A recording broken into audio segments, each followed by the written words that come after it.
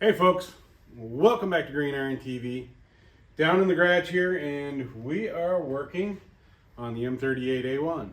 So ever since we trailered this vehicle to Wisconsin for the Military Vehicle Preservation Association National Show to have it judged, ever since coming back from there, the Jeep just has never run right. It seems to have a little hesitation, a little bog, a little underpowered, and just hasn't run cleanly. And behind the scenes here, I've been working on all kinds of different things, trying to chase it down. Fuel, going through the fuel system, check the fuel pump, check the carburetor. I've taken the carburetor apart, cleaned it. Thought maybe some junk had vibrated loose. Replaced the spark plugs. I've even gone in, replaced the points condenser, some things like that. Everything seems to have made a little bit of a difference, but nothing ever seems to have been right. So after fiddling with it the other day, I think I've narrowed down the problem, and it's a pretty crazy problem, but I'm going to show you how I fixed it.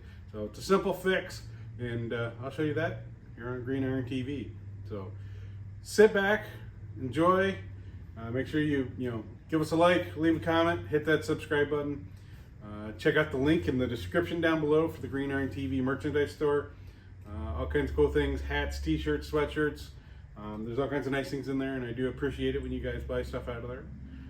Every little bit of that helps go back into keeping these vehicles maintained and get them out and about in the public where people can see them. So thanks a lot.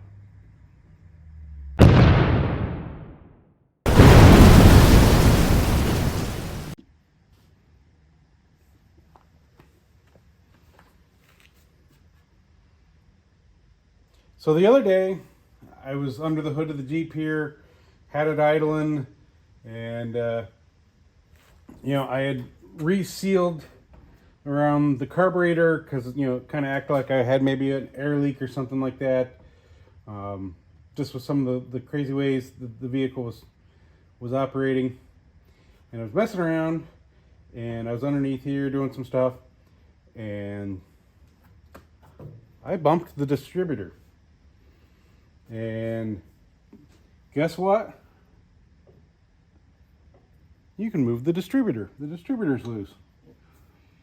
And I have a feeling that bouncing on the rough roads, especially as we went through Chicago, those were some really rough roads. The weight of this heavy distributor with the coil in it here on the back side caused it to rotate down and basically take the Jeep out of timing. And I did kind of confirm that because while I had it running and idling, I moved the distributor up, and all of a sudden the Jeep smoothed out, idled really good, and RPMs came up, and the vehicle ran a lot better. So I think that's my problem. So now the difficult thing is the hold downs for the distributors are not like on a standard automotive style. Like a Chevy or whatever that has the two forks that go in, and you tighten down, and it pushes, pinches the distributor against the block to hold it. These have a bolt on the underside, so this is going to be kind of a difficult spot to reach up underneath and get to, and we're going to try and do that as best we can, see if we can get this distributor locked down. And of course, one of the things is I don't have the military timing set. It requires a special timing set because of the shielded waterproof plug wires. You can't just clip on a regular timing light and have it work, so you have to have a special military one. I unfortunately don't have it, but we're just going to go a little bit old school, and we're going to try and time this thing by ear. So let's see if we can get it running good.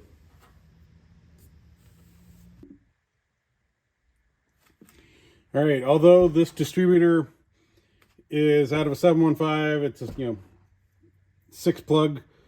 The concept is similar to what's on the M38a1, and so this is the lockdown plate. And so there's a bolt that bolts to the block to hold it, but the timing adjustment is here on the underside, and there's a pinch bolt on the underside, and it'll take a little bit, because the way the distributor's in the vehicle, that is way down on the underside, and it is going to make it a little bit difficult to get to. But if we can get it adjusted and get that bolt tightened down some to keep that distributor from moving, we should be able to keep the vehicle in time.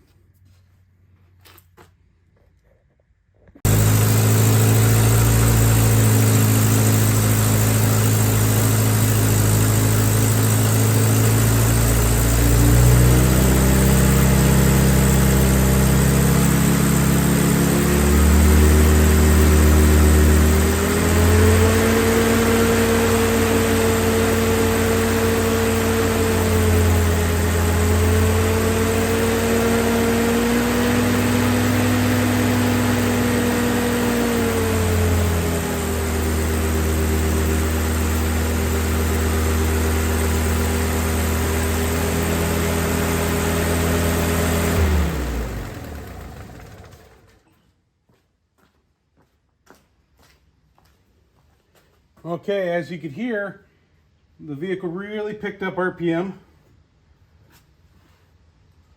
So we want to get it in that spot and see if we can get down underneath there and tighten that bolt, hold it in that position, and then we'll see how it does.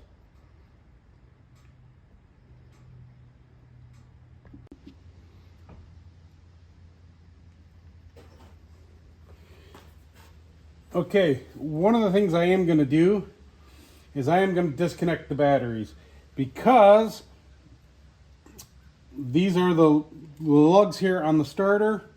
This is the positive lug, and we're way up underneath here with the wrench, and I can see it's going to be easy to bang one of those positives and make an arc, and the last thing I want to do is create a big arc. So we will disconnect the battery.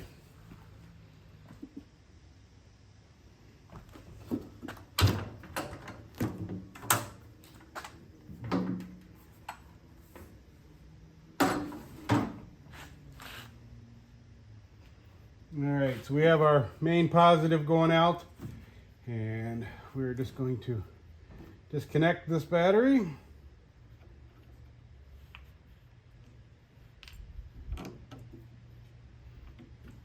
That extra cable, that's the positive that goes to the radio. So we'll just disconnect those just to be nice and safe. Like I said, last thing I want to do is spark a wrench across that. So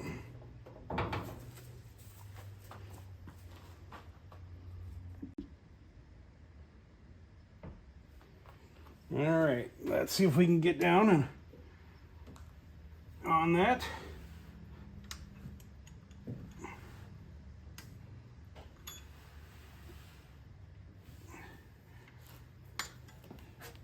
Just getting our hand in there is going to be the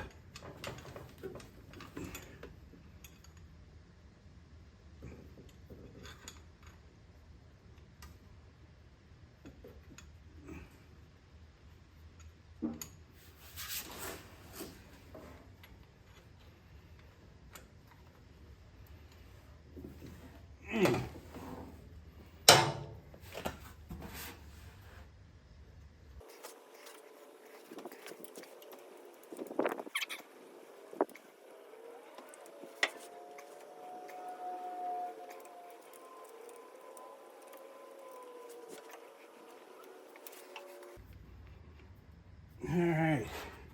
that seems to have locked in. And let's see if we can put just another little half turn on it, just for grins, huh?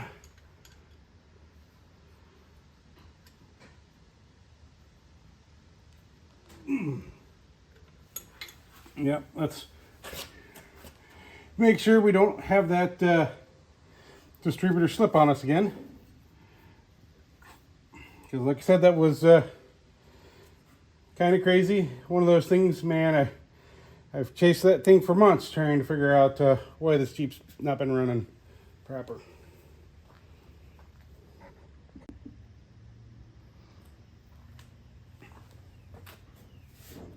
All right, let's hook our batteries back up.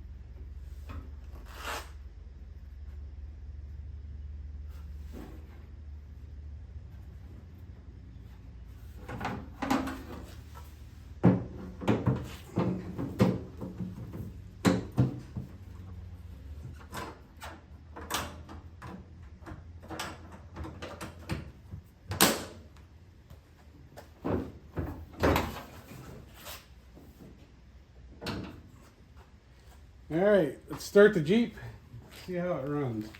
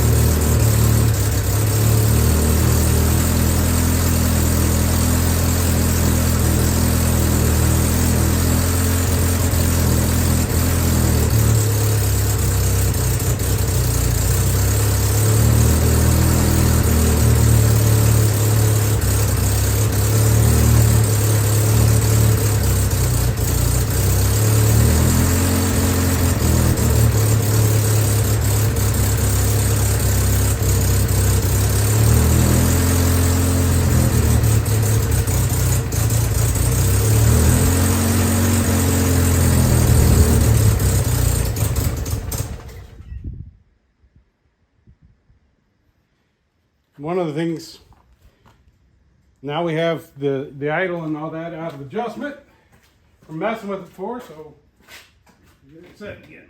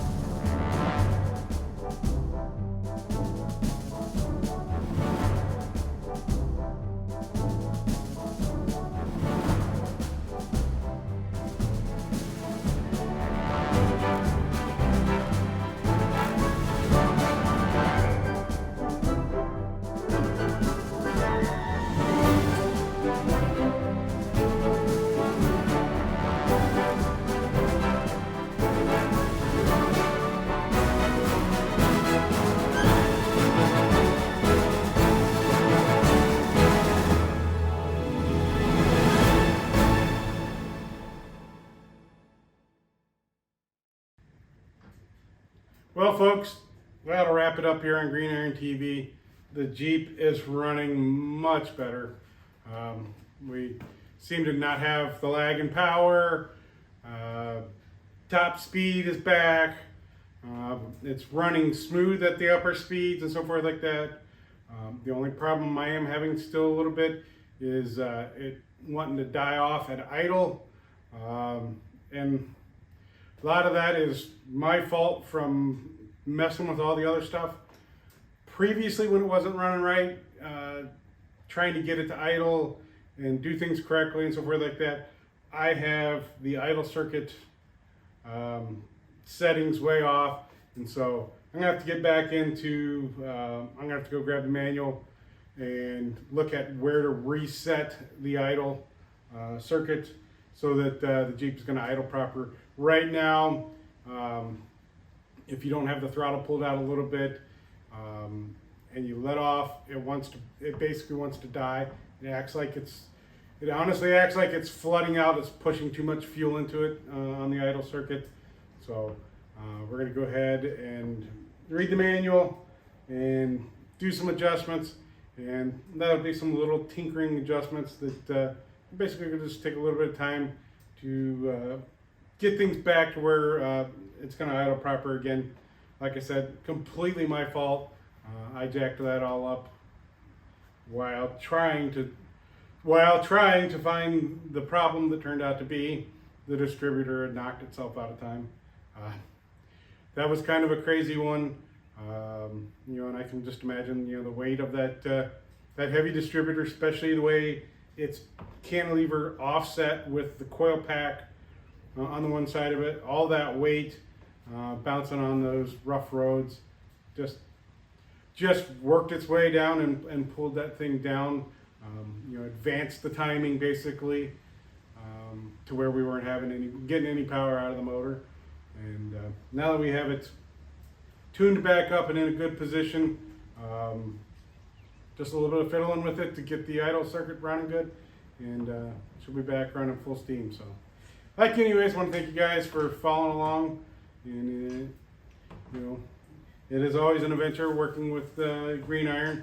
There's always something to fiddle with, so I want to thank you guys for following along. Remember, give us a like, leave a comment, hit that subscribe button. We appreciate every little bit of it. And like always, you guys have a great day.